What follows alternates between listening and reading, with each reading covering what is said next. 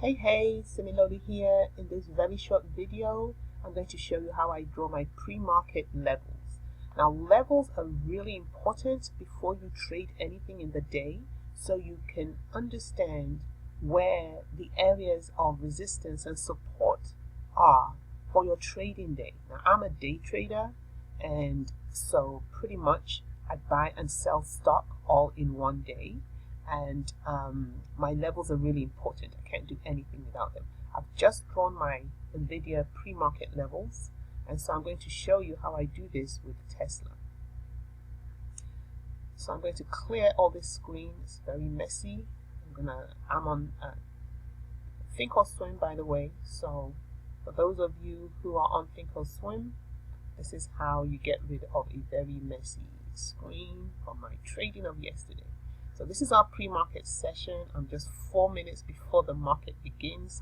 This is going to be a really quick video. We're going to look for the high of the well, I was about to say of the day, but you're looking for the high of the pre-market period. So it's right here. I'm going to right-click my mouse, click on Add Drawing.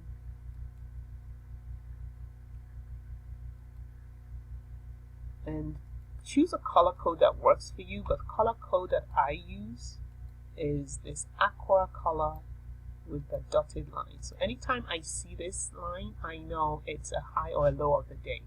I'm going to also right click on it, and here where it says create alert withdrawing, I'm going to click it because I'm going to consider getting into this trade when the price action is above. That's why I clicked here, crosses above that pre-market level, and I'm going to notify myself that it might be a good time to buy calls. So that's the high of the pre-market season or pre-market period. And down here I'm going to search for the low, which is right about here.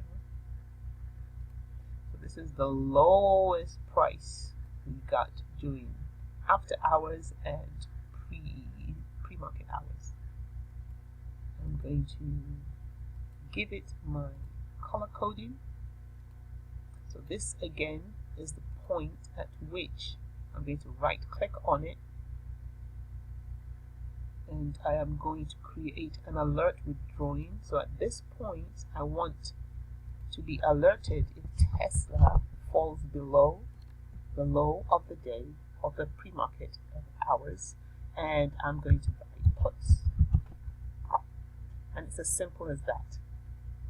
Ideally, you don't want to trade, depending on how conservative or aggressive you are as a trader, you don't want to trade within these blue dotted lines. You want to wait until price action cuts above the dotted line or it cuts below the dotted line. And that's it for today. I hope this video is you find some use out of it, and if you have, I would appreciate a like, comment below, and most importantly, subscribe to my channel where you can get fast breaking videos on what I do to create money online.